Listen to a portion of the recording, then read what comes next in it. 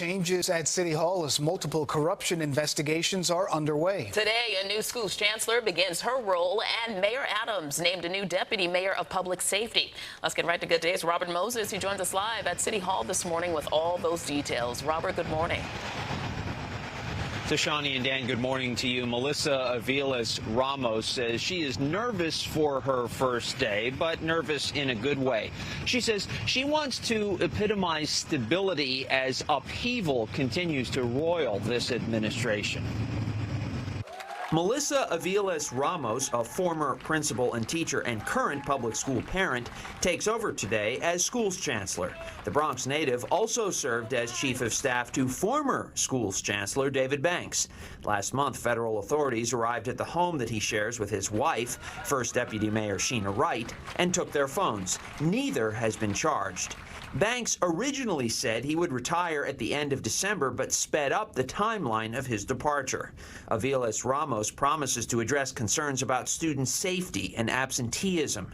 She spoke yesterday to News 12 at Schuylerville Preparatory High School in the Bronx, where she worked. As someone who has lived through quite a few chancellors and quite a few transitions, I'm committed to stability, that we tweak areas that need to be tweaked, but certainly not that we change the landscape in the middle of a school year. The landscape of Mayor Eric Adams' administration seems to change daily. Yesterday, the mayor appointed Chauncey Parker as deputy mayor for public safety. Parker served as an assistant U.S. attorney in New York's Southern District and worked at the Manhattan DA's office, two entities now investigating the mayor and some of his top aides.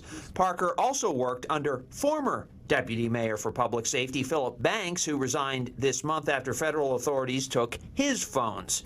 Parker spoke at City Hall yesterday. We're so grateful for this opportunity, and we're going to go off and get some stuff done. And there's another change in the Adams administration.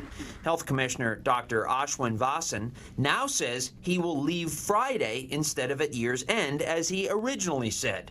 Vasan, who is not the subject of any known investigation, said family needs have, quote, taken on greater urgency. Michelle Morse, the city's chief medical officer, will become interim commissioner until a permanent replacement is named.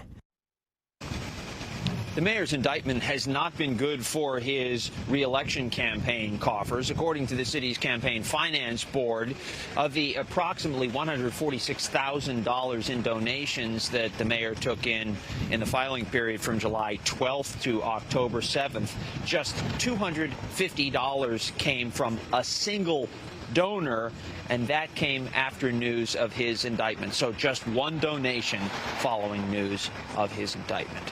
We're live at City Hall this morning. Shani and Dan, back to you. All right, Robert, thanks for breaking it down for us.